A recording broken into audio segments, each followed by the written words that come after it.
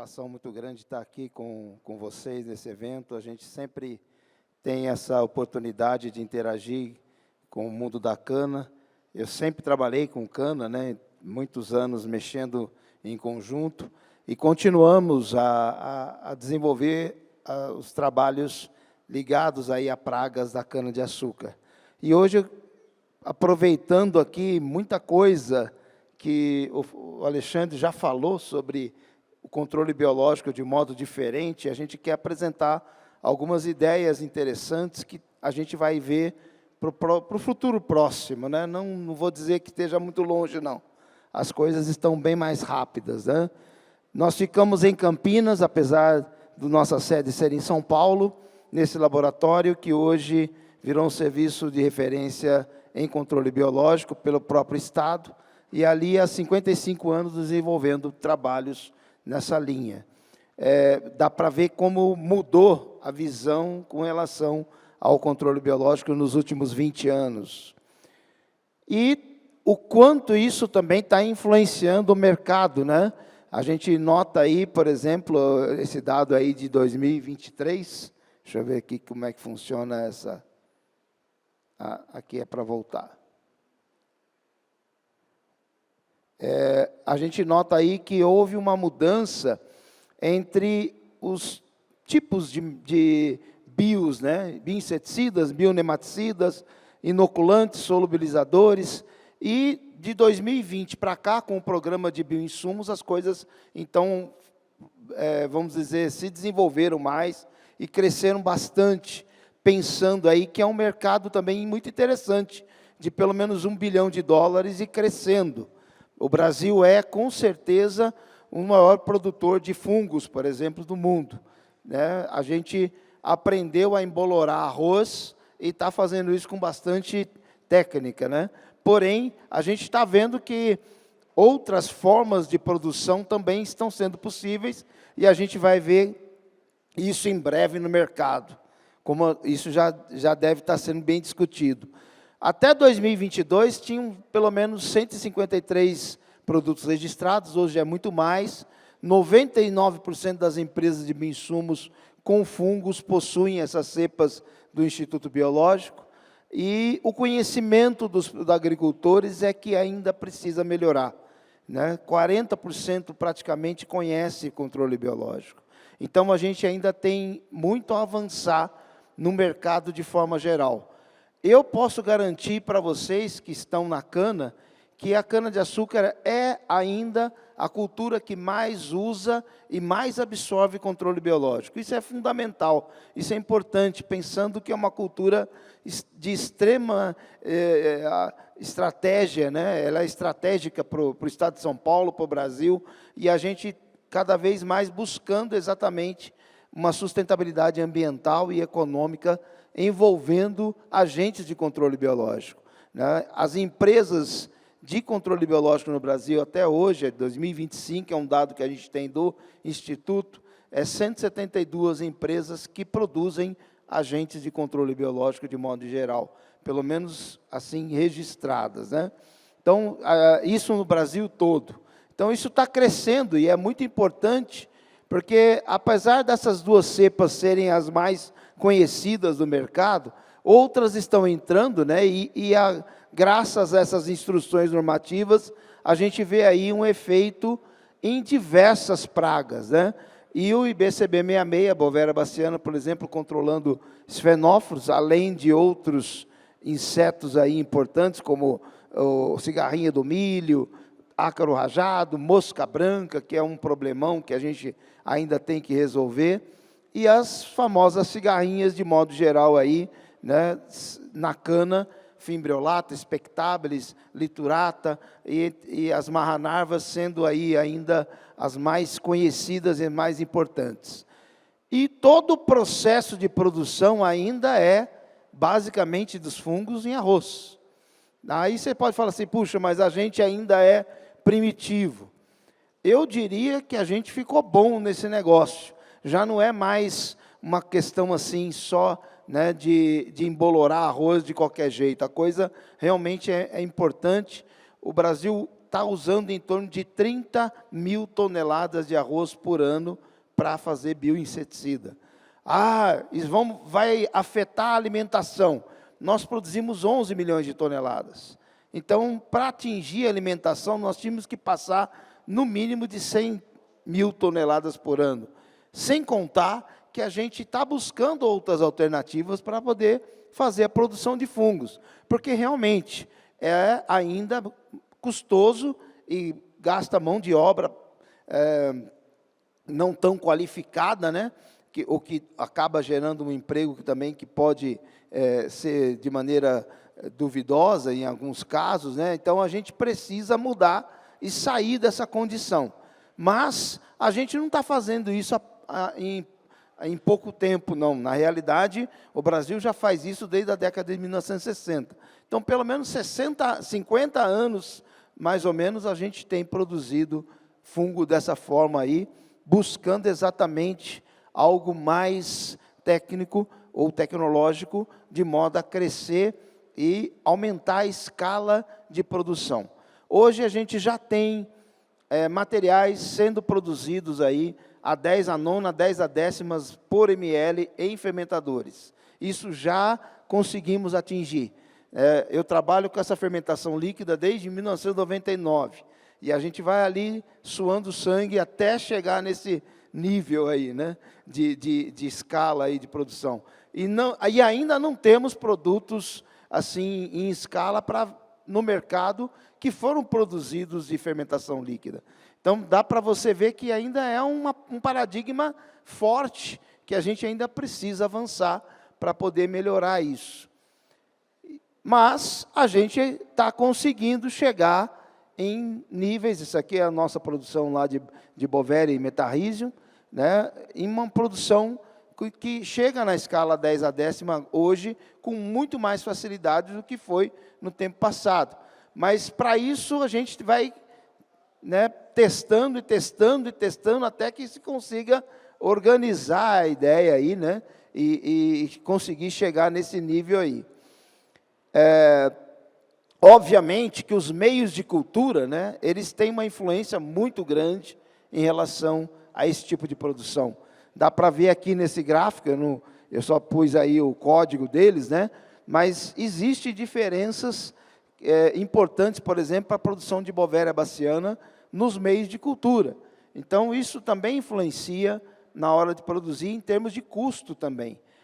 A grande notícia interessante é que hoje a gente já consegue usar meios de cultura com alta produtividade e com custo mais baixo do que foi no passado. Então, isso é interessante. E com uma vantagem muito interessante.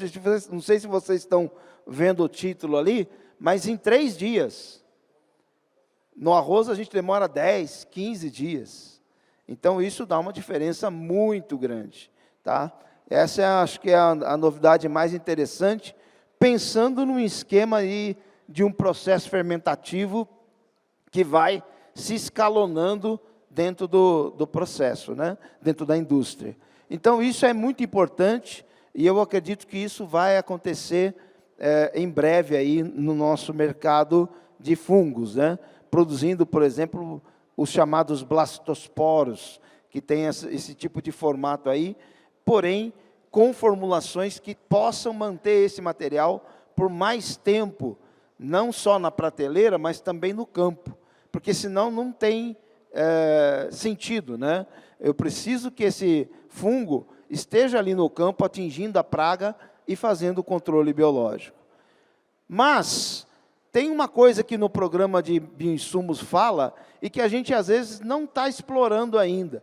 Por exemplo, os chamados metabólitos. Todo mundo fala desses metabólitos, o Alexandre citou aqui ácido jamônico, né?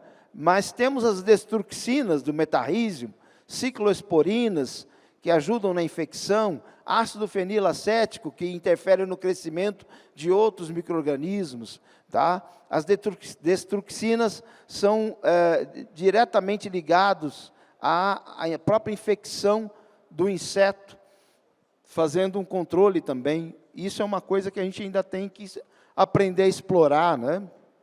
Bovéria baciana produz bovericina, bacianolide, né, que é similar à bovericina.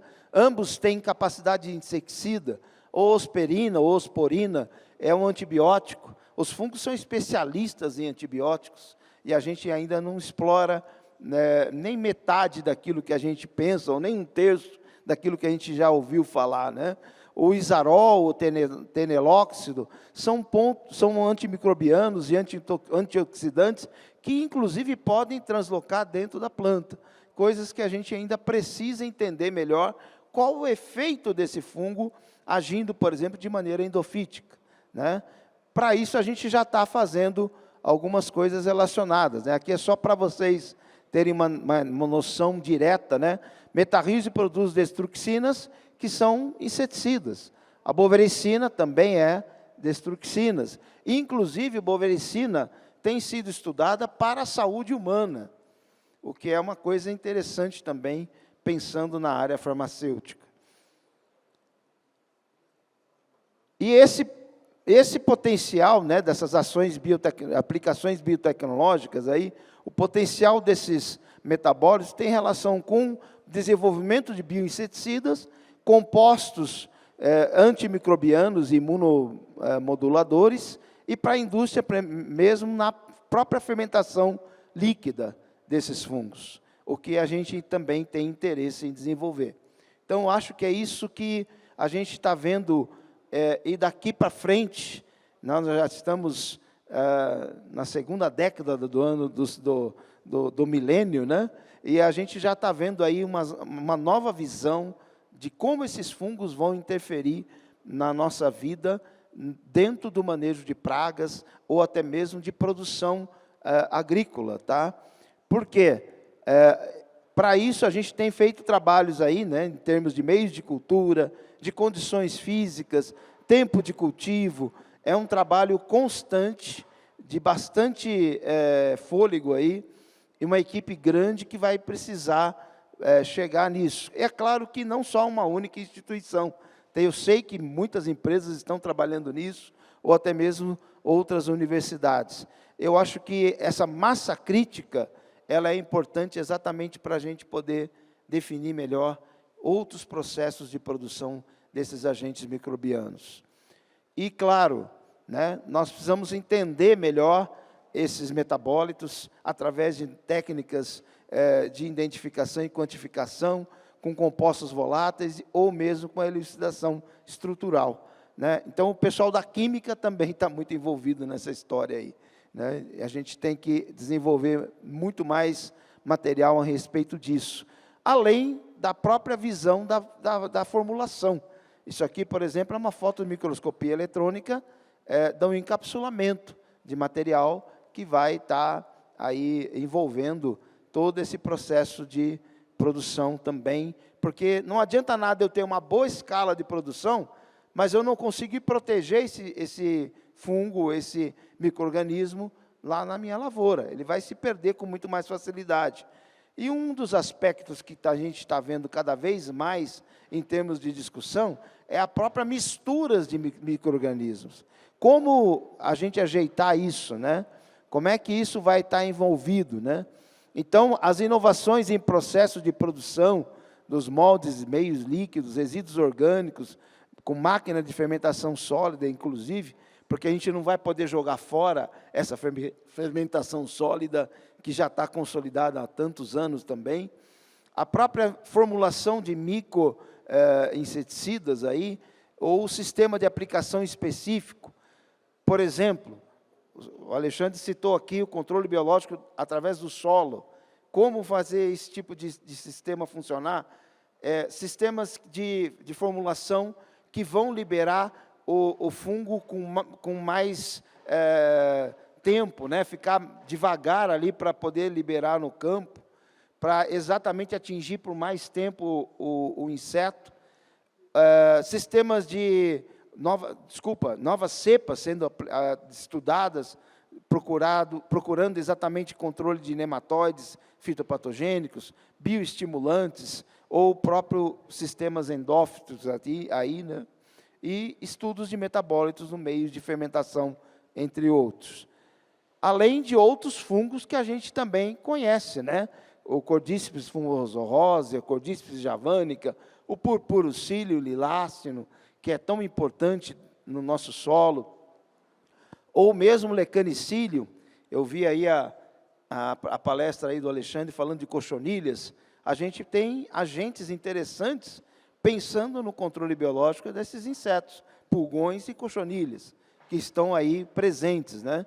Aí uma amostra do efeito aí de Purpurocílio em nematóides fitopatogênicos, além do próprio tricoderma, que a gente conhece bem, né? Não é só uma única espécie, são várias espécies que têm possibilidade de controle de doenças, promoção de crescimento e de controle de fitonematóides. Então, isso é muito interessante dentro do sistema. Pensando em novas formas de uso, há bom tempo atrás, começamos a pensar, eu já mostrei isso aqui num Tecnobril, eu vou só pincelar, porque eu já falei uma vez disso. A gente começou a testar produtos orgânicos aí para agricultura orgânica, para exatamente ver controle de cupim. É aquele tipo de situação que você atira em um alvo e acerta o outro, né? Eu não acertei cupim, porém, a gente acabou acertando os nematóides fitopatogênicos. Esse trabalho foi feito no ano 2000, há 25 anos atrás, e a gente usou uma quantidade de metarrhiza e bovéria extremamente alta, né? Jogava arroz com fungo. Naquele tempo, ainda não tinha formulações fáceis, os sistemas de extração fácil. Então, o pessoal jogava arroz mais fungo. Era comum isso, tá? Não que está errado também, é que era mais volumoso trabalhar, né? E aí a gente se baseou num trabalho da Austrália, que também joga 30 quilos de arroz mais fungo por hectare para controlar uns pães de galinha que eles têm lá, escarabeídeos terríveis da cana-de-açúcar na Austrália, né? Além de outros produtos aí. E aí, quando nós fomos avaliar o efeito na tonelada de cana por hectare, ou de pol, olha o que aconteceu com Bovéria baciana, ou metarrísio ali no meio, está em vermelho, tinha um pó de timbó. A gente aumentou muito a produtividade da cana em termos de toneladas, né? Ou mesmo de açúcar ali, o que nos chamou a atenção. Falei, ué, o que está acontecendo aí, né? Foi quando a gente viu que, desculpa, esse aqui não é a do slide, mas a gente percebeu que naqueles tratamentos nós atingimos os fitonematóides. Quando nós contamos os nematóides ali, eles tinham diminuído drasticamente em relação à testemunha e em relação a outros produtos orgânicos aí. Então, estava naquele auge ainda da cigarrinha, né? O que a gente vai fazer com a cigarrinha? A cigarrinha está acabando com tudo. E aí a gente foi começando a perceber que existiam possibilidades diferentes do uso desses fungos, né?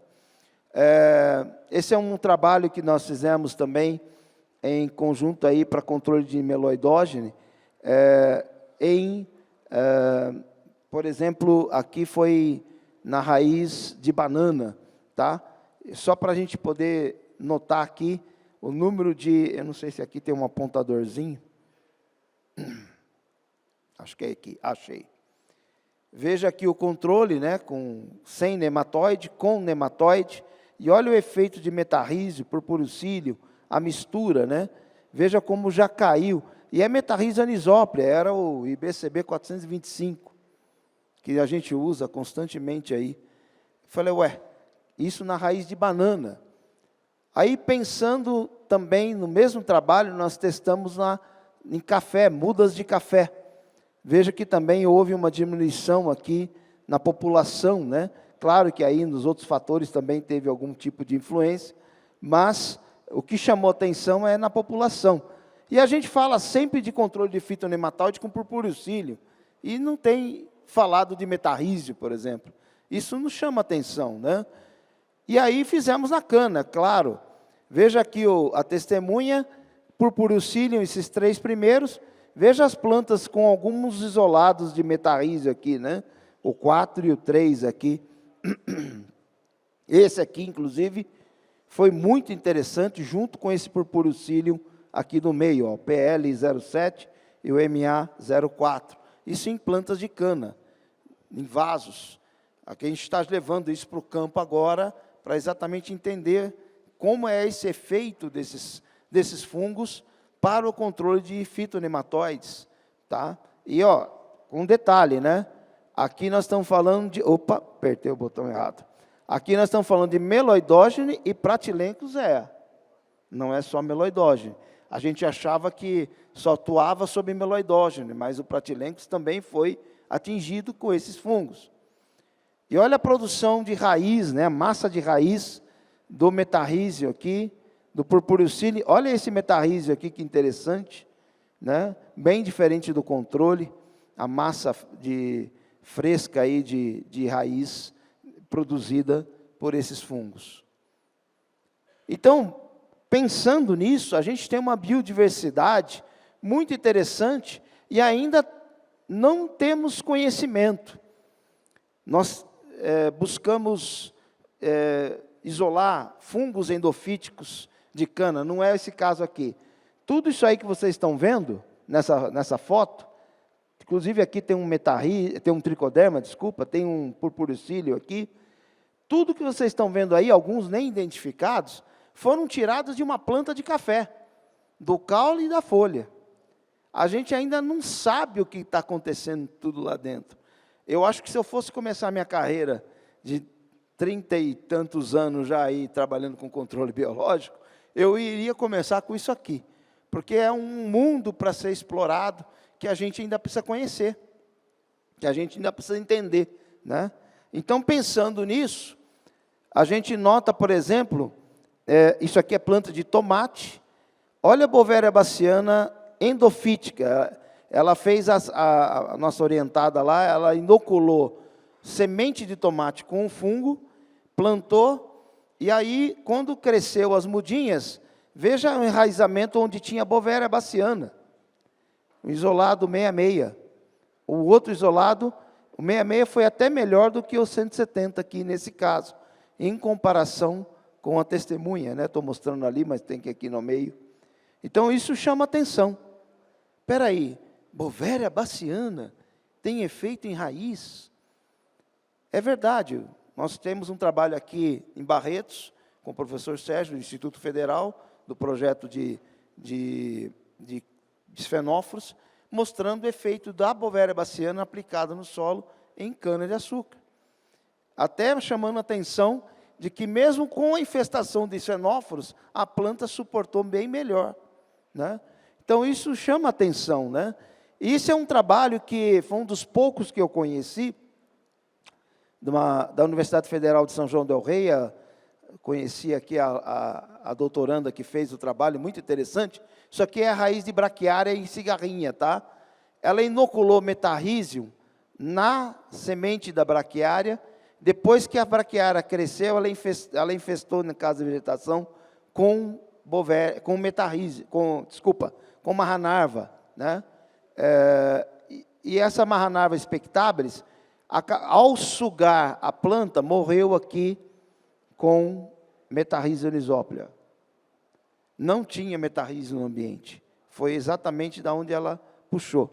Então, isso chamou atenção. Falei, espera aí, esse negócio também pode atingir a praga, o que normalmente não é comum a gente ver, mas a gente também precisa desenvolver pesquisa aprofundando mais essa linha, essa ideia, para a gente poder chegar nesse nível. Com isso, né, o Instituto Biológico está coordenando esse projeto com a FAPESP, o Centro de Manejo Sustentável de Pragas, Doenças e Plantas Daninhas, inclusive com o desenvolvimento de bioherbicida.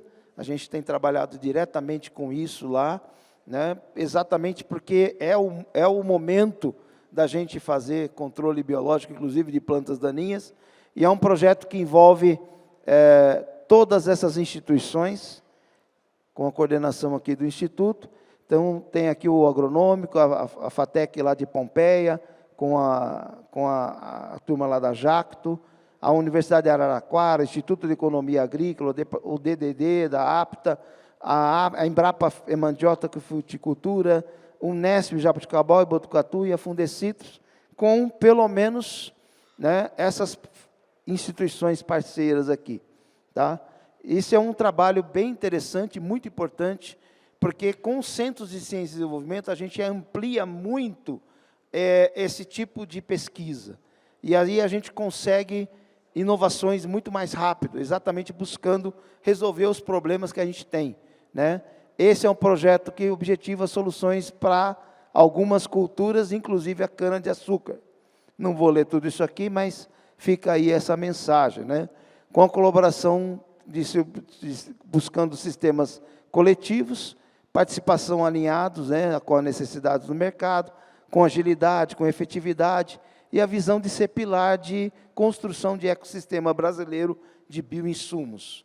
Tá? A gente está buscando exatamente ajudar nesse processo todo aí de desenvolvimento. E eu já citei esse projeto aqui, hoje nós já estamos no 3º ano dele, por isso que nós avançamos, graças a essa união aí, né, de instituições e empresas, exatamente buscando, por exemplo, o sistema de fermentação líquida e formulações cada vez mais eficientes. Num projeto que ficou, no meu modo de pensar, até barato, perto daquilo que a gente vai conseguir desenvolver em conjunto, né, com esse tipo de parceria. É um projeto que está coordenado pelo Instituto Biológico, apoiado pela Fundepag e com pesquisadores aí, tanto dessas instituições e o aporte, inclusive, dessas empresas aí. Tá?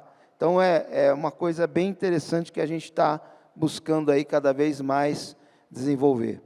Enfim, né, a ideia desse bate-papo aqui era despertar em vocês novas formas de trabalhar e desenvolver, porque a pesquisa está avançando nesses aspectos, e a gente tem condição aí de ver esse controle biológico de baixo para cima, ou de fora para dentro, cada vez mais sendo utilizado, e inclusive com novas formas de produto.